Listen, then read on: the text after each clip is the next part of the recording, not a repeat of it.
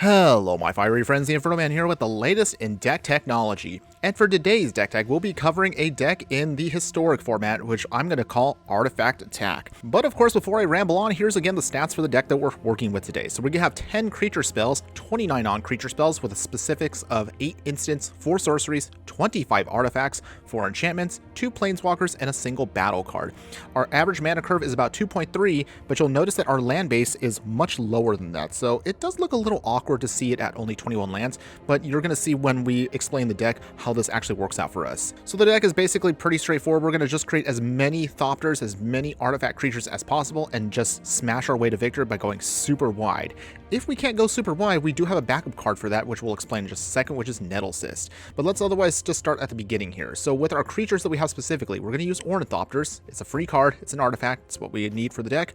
We have also a Third Path Iconoclast. As you've already seen this card before, you cast a non-creature spell. It creates a ton of soldier tokens, and they're all artifacts. So this is going to be really helpful for us overall. And the only other cards that we have that are actual creatures in the deck is Thought Monitor. Yes, it does look like a very expensive card, but as you can obviously tell, it has affinity for artifacts. So this card will get super cheap once we have enough artifacts on the battlefield. And of course, when it enters the battlefield, we get to draw 2 cards. So ideally, you want to cast this for 1 to get 2 cards out of the deal. Otherwise, that's basically all the creatures in the deck. But as for how we support the game plan and create even more of them, we're going to go over our cards that will create a bunch of other artifacts, which we have Retrofitter Foundry. You've seen this card many times. It creates for us servos, it'll create for us Thopters, it'll create for us constructs as we keep going up the chain. The Black Staff of Waterdeep helps create one of our other tokens or other artifacts into a 4/4, so this is going to be great. Think of this as copy number 5 of Retrofitter Foundry. For removal, we'll have Voltaic Surge. We can do this in the early game, but if you need it in the mid game, you can sacrifice one of our cheaper artifacts to do some more damage. Springleaf Drum just here is helping to fix our mana just to make sure that we can get out what we need on time and hopefully stay ahead of curve. As for creating more Thopters, we have Yotia Declares War. You've also seen me play this many times before. Remember to adjust your read ahead just depending on what your opponent is going for. Don't be afraid again to go super aggressive with it if you absolutely need to in order to ensure your victory. Since this is still legal, don't ask me why, but it is still legal, of course, in Historic, Expressive Iteration is an incredibly powerful card, so we're going to take advantage of this while the card is still available in the format. One of the highlighted cards that I do want to say is only a single copy of it, but it is Invasion of Segovia. Invasion of Segovia is a battle siege where as it enters the battlefield, we create 2 1/1 blue Kraken creature tokens with Trample. And if we can flip it into its actual legendary creature side, this is where it gets really insane, by the way. Non-creature spells you cast have Convoke. At the beginning of your end step, you untap up to 4 target creatures. Now, obviously, with a Third Path Iconoclast, our ability to make a bunch of Thopters with Yotia or free Ornithopters, Retrofitter Foundries, we have plenty of ways where we can get a bunch of card advantage just taking care of this in the form of basically convoking everything out. So we can maybe do our Thought Monitors for free. Maybe we could do Expressive Iterations for free. It can get actually pretty insane. Granted, yes, we do only have 1 copy, but that's only because this is just more of a win more option for us. As far as other ways we can then help protect ourselves, we have Metallic Rebuke, so we can then use the Improvise ability. And I mentioned earlier Nettlecyst, so this 3-mana artifact has a living weapon, so as it comes onto the battlefield, it creates a Phyrexian Germ, but then it gets +1/+1 for each artifact and or enchantment we control. So obviously you can tell it'll go insanely huge with all of our artifacts that we create. This is going to be one of our finishers for the deck. Otherwise, if that game plan still doesn't work, our only other basic backup plan is going to be Saheeli Filigree Master. So this 4-mana legendary planeswalker Saheeli allows us to either tick it up to scry 1, and we can tap an artifact to control to draw a card. We can take it down to create 2 Thopters if we need to protect ourselves, but ideally you want to really actually hit the finisher on this. So in 2 turns, basically, if this is out, we can then take it down, and then artifact creature spells you control have +1/+1, and artifact spells we cast cost 1 less to cast. So Saheeli basically can finish out the game also with a go wide strategy if we can just make sure it stays on. But that's also why we have both Nettlecyst and Saheeli. So this deck has the flexibility of going super wide or super big very quickly. Now, as far as the land base is concerned, since we are going non-budget, we're going to go all out here. So we only have 1 island, 1 mountain, some pathway lands. We're going to take advantage of the fact that bridges are available in Historic. These are artifact lands, so this will cheapen the cost of Thought Monitor. Just keep that in mind, of course. We have Steam Fence, and we have Darksteel Citadel. Again, another artifact land to help us with our artifact count. Spire of Industry. And then finally, in your sideboard, we have a little hodgepodge. So the first half is going to be all artifacts that boost our game plan and back us up. So we have Ether Spell Bombs as pseudo removal removal just by bouncing a creature away. Also, we can draw a card if we need to in a pinch. With Shadow Spear, this is going to help us just stabilize with the Trample and Lifelink ability. If we have to in a pinch, we could turn off an opponent's Hexproof or Indestructible just to force through damage or just to make sure we can get something off the field. Dampening Spear against combo decks. Unlicensed Hearse is excellent for us in this deck because it's an artifact vehicle. We can turn it on if we need to, but of course it's going to be mainly our Graveyard Hate. An Embercleave that no one ever will see coming. Honestly, I've tried this a couple times in some test decks and it looks like it's hilarious. So that's why we wanted to have a copy. We can still go wide and we can cheapen the cost of Embercleave. So we can put this maybe say on the Nettle Cyst to finish off our opponent. And for the second half of the deck, it's going to be our Sorceries and Instants to back us up. So we have a Disdainful Stroke as our counterspell. Disruption Protocol is another catch-all counterspell. Test of Talents is here to pick off certain sorcery or instant spells and get them out of our opponent's deck. A single copy of Rebraid to take care of an enemy artifact or just do some extra damage. Some Reckless Fireweavers. This is going to be for a different type of strategy if we just want to burn out our opponent. Maybe we have a hard time just forcing through damage. And finally, a spicy option for me personally, we have Kazul's Fury. So we can say sacrifice maybe say our Nettle Cyst that goes super big to the Kazul's Fury if we have to, and then finish off our opponent in a hurry. But otherwise, that's the whole game plan for you. Do we honestly think that this is actually just as good, maybe even better than the Boros deck out there? Probably it's not that good. But in any case, even if it's not as good as the Boros artifact deck out there in the format, I still think this looks fun. This looks like a great option if you're interested in maybe a different variation of that style of deck. So let's go ahead, let's take this into a couple matches and show you how the deck runs. But before we continue, if you do like any of the content that I do, please like, follow, and subscribe wherever you watch the content so you don't miss out on any of the gameplay, booster pack openings, deck decks, and so much more. Okay, my fire friends, here we go. We are playing our artifact attack. I think this is actually pretty solid here. We have everything we need, so let's go ahead, let's make this work. Spire of Industry, Retrofitter Foundry, and an Ornithopter, and we pass. Okay, so we're off to a solid start here. This is going to be great. Okay, so we sacrifice our Ornithopter here. Immediately make that 4/4. And, ooh, okay. Wow, we're definitely looking solid here. So, tap. Retrofitter Foundry. Ornithopter number 2. Go swinging. Down to 16. Okay, well, I know this is not really showing off the deck's uniqueness versus the Boros version. I'll take it. This is actually pretty solid right now. By our next turn, we will definitely have a powerful Nettle Cyst. Alright, sacrifice again. Ornithopter turns into a construct. We have some removal. We will then play this on blue. Nettle Cyst. Turns it on. It's a 5/5. Okay, opponent. Clock's ticking. You're down to 8. Do they have removal?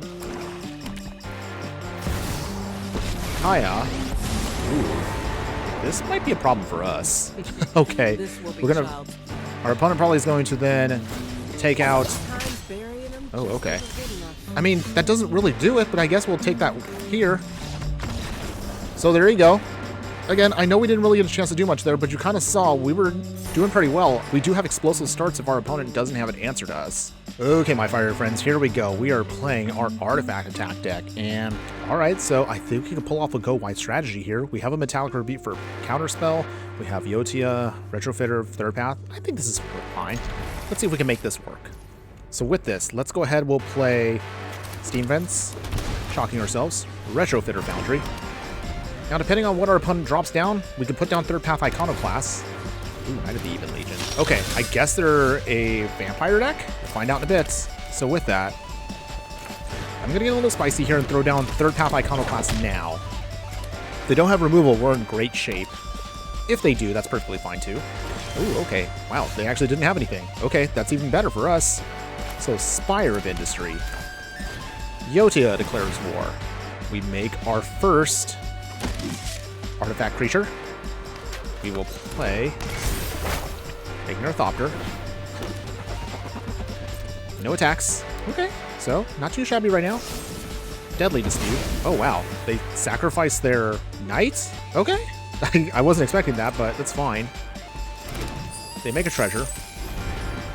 We have now enough where we can Metallic Rebuke, which is great. So whatever our opponent is going to try to do here, Cursebound Witch. Okay, we'll let that resolve. So it seems like, yes, our opponent's is a sacrifice deck. Diabolic Intent. Looks like they're digging up something. Do we counterspell this now? Do we do it, everybody? I think we should. Okay. Yay? I wasn't expecting that, but I guess I'll take that. It was a little shorter than I expected, though. Oh well. Okay, my fiery friends, here we go. We are playing our artifact attack deck. This is an Izzet artifact build deck to show you an alternative to the Boros artifact out there in the format. So I think this is actually pretty solid here. Wow, we're running really hot in these matches right now. So let's keep this, and hopefully we can still get another victory pretty nice and easy here. So game plan as always, get your Retrofitter Foundry out, Ornithopter for free, and just start going to town. Ooh, we got Third Path Iconoclast too. That's also great. So let's go ahead, we'll play Steam Vents, Retrofitter Foundry, Ornithopter. Actually, I realized I probably could have done the Springleaf Drum first, but that's okay. We'll make it work. That's why it's always important to sequence things correctly here. Right, Island. They do nothing. So, the usual. Sacrifice your Thopter. Make your Construct. Alright, our turn. So, with that, we will play the River Guide Pathway. We're going to go swinging first to see if our opponent is trying to do anything. Down to 16. Alright, with that, we will play... Actually, what do we play here? I think we play Third Path Iconoclast. Do you have a counterspell opponent? They do. That's okay. We still have a pretty nice edge here with our simple construct. Alright, so with that, we will then play Silver Bluff Bridge. We go swinging again. Archmage's Charm. So they bring it over to their side. Springleaf Drum. Retrofitter Foundry number 2. And we pass. Alright, well, our opponent now has stolen our stuff. This is actually going to be a bit of an annoying struggle here, because now they have an aggressor against us, but we're going to find a way to make it work, everybody. Ooh, we got Nettle Cyst. Okay, so with that, Lava Guide Pathway, Nettle Cyst, turns on its living weapon. Now it's a 5/5, and then we will pass here. If our opponent somehow also gets rid of our Germ, we also still have other options. Say Cycle. So remember, again, we can tap with Springleaf Drum on the Germ, and then we can make maybe some more tokens with this. So we do have ways of getting around this. We just have to kind of slowly grind it out a bit. All right, Hollow the Storm Giants. Maybe we should put some creature lands on our side. That's something to talk about on the side. There you go, swinging here. I'm just going to let this roll, so that's fine. We're going to let it do its thing. Down to 10. We then create a servo. Tap. Pay. Make our servo. Pumping up the Germ. Alright, things are coming together. Oh yeah, it's all coming together. This is actually working out for us pretty nicely here. So, River Guide. We go swinging. Wandering Emperor. Ooh, perfect. Okay. We'll pay right now. We improvise. And get rid of that counterspell. Alright. We're making our way through this. We're gonna do it, everybody. I feel it. I feel it. We're pretty good right now. Opponent. They go swinging. We will make a Thopter. Sacrifice our servo. We can then block here. We then sacrifice again. We make a construct again. And our opponent doesn't do damage, so we spare ourselves a turn here. Do you have a Wrath opponent? That's the only thing I think that would hurt us. Ooh, if it didn't have one. Okay, so with that, we'll hold on to this, and then we'll have to swing here. Opponent, do you have an answer? Oh, I hate this card too. So with that, all right, we will allow that to resolve. Wait, I realized that doesn't do anything. Ah, never mind. Oh my goodness, our opponent tapped the. Oh my gosh. Oh my gosh. Wait, hold on. Look at the battlefield real quick. Okay, for those of you that were unaware of what just happened, basically this is what happened. So our opponent here, with their Djinn, they basically target the non-land permanent. But what our opponent didn't realize was the Germ can still attack. The Nettle Cyst is only the equipment, so that's why our opponent kind of did the shame scoop there. They didn't know it didn't matter. Okay, my fiery friends, here we go. We are playing our artifact attack deck. And okay, so this is actually a little bit slow, but if we can get that Thought Monitor going, we should be able to draw into some more action. So let's keep it. So we'll start with Darksteel Citadel, Springleaf Drum, and Ornithopter. And we'll pass here. Okay, so we should be able to get Thought Monitor out as fast as maybe turn 3? Alright, we have to get rid of that Skirk Prospector now before it does anything else. No sacrificing an artifact. Ball takes, Surge takes it out. Okay, ooh, Invasion of Segovia. Okay, this is actually pretty nice. So let's do this now. Springleaf Drum taps that. Invasion of Segovia. I know they don't really make artifacts, but this actually can help us out here. So this should be sweet. Goblin Instigator. Okay, I guess our opponent is a Goblins deck. Well, it's fine by us. We will tap one of our other creatures here. Spire of Industry. Go swing at the Invasion. Does our opponent block? They do. That's okay. That's one less Goblin for us to worry about. Goblin Instigator, number 2. Making more Gobbos. Alright, Darksteel Citadel, that's nice. So that means we have a cheaper Thought Monitor for 3. Draw 2 cards. No, they're all lands. That's okay, everybody. We're still going to try to make it work here. So with that, swing. Does our opponent block again? They do. So again, not exactly what I'm expecting. Usually you expect Goblins to just build up a board, sack all of them, and just do the ridiculousness. Franco might be a problem, though. So, oh boy. Well, we're kind of running a little low here on action, which is unfortunate, but Thought Monitor does get through. So hopefully we can flip that quick. Runebelt Hordemaster. Oh boy. Oh boy. Okay. I don't think we're going to survive here much longer, but we're going to try, everybody. No blocks. Okay, Metallic Rebuke. Might be a little too late here, but Pathway. Swing. Invasion of Segovia flips. So we now have Arcatus, and then we untap. So now we have plenty of mana, so to speak, but is it too little too late? I guess we'll find out right here. Muxus. We Metallic Rebuke that for sure. Make a construct. Actually, color soldier. Can't keep track of my tokens anymore. Okay, so our opponent here. They lose their Muxus. That's still not enough, unfortunately, because Franco is just going to keep making more and more tokens. We have to find either removal against it, or we will lose here, right here. Okay, so here's how we do this, everybody. We will block here. Block here. Wait, how much is that? I think we're just going to have to take our beats, unfortunately. Down 6. We haven't done a single effective thing in this match. But I guess you can see right now where the weakness of the deck is. So, Steam Vents down. Untap nothing. Well, you can see right now, this is exactly where the weakness of the deck comes into play. So, unfortunately, our Metallic Rebuke can counterspell things here. But that's just not enough. So you can see, we're going to be able to counterspell this. And the deck otherwise, as you saw from the other matches, looks great. We don't do too well against hyper-aggressive decks. Opponent pays. Goblin Matron. They'll most likely dig out Skirk Prospector. Nope, actually they got Muxus instead. Alright.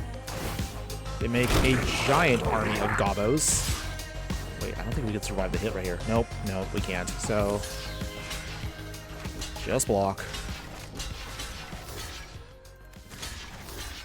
Well, this stinks. And just like that, we lose.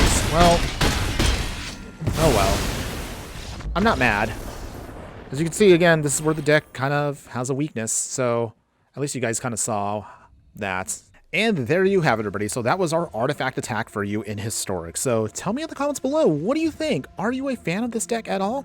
To be perfectly honest with you, I don't know if this deck is actually better than the Boros one. I think there's a reason why that one is consistently a top tier deck. And that mostly just comes down to the fact that the Boros one is consistent. You saw in our match here, when we run hot, we run hot. But when we are running low, we kind of just fizzle out. And that's one thing that I definitely want to caution you on if you are a fan of this deck. Still, I was actually still pretty impressed with our turning as is. Again, I really do feel like with a couple more tweaks, this deck can still hang up there, at least with some of the other decks in the meta. So normally also this is the point where actually I would personally give you a little bit of a, budget option for you if you are interested in this. But the only reason why I'm not going to get a specifically budget version of this deck is we actually already made that already. So if you do want to see that, as you can see above you right now, we'll leave a little link with the thumbnail above. If you do want to click on maybe an alternate version of this, that's again, super budget and very easy to put together versus this one, if you are not the person that wants to invest a ton of mythic and rare wildcards just to play this in historic. My only other final thought I just want to say is I actually did have a lot of fun doing this deck, and it actually was a really nice and refreshing way because honestly, I also do play the Boros deck out there already. In fact, I even did a video about that, so also I'll leave that above as well. And of course, if you are overall a fan of maybe artifact decks, but maybe you don't want to play the Boros tier 1 deck, maybe you just want to try something a little bit off the beaten path, as always, be sure to leave a comment below about what you want to see. If you want to see me do more tier 1 decks out there, or maybe you want us to see maybe if we can try an alternative version of a tier 1 deck, I would love to hear from all of you if you just leave a comment below. Oh, and of course, don't worry, again, we're going to see if we could try to be a little bit more in our variety of deck techs out there. My only other thing I just wanted to say was, even though we've been doing a couple more historic decks, I also definitely want to look at a historic brawl deck. Maybe we'll try to do another budget version of that, and then we'll round ourselves back around to explore, at least before the Lord of the Rings cards start dropping, with spoiler season just around the corner for that. But otherwise, if you are a fan of artifact decks in the format, if you do want to try something that's a little bit different than what you are seeing right now with the tier 1 Boros deck out there, heck, if you're a person that just likes to go wide and go big like I did, definitely you should give this deck a try. And I assure you, whichever way you pull off that victory, you will definitely not be disappointed. That's all I have for you today. Thanks again for watching, everyone. And just remember that no matter what you do play in the game of life, always be sure to burn bright. Later.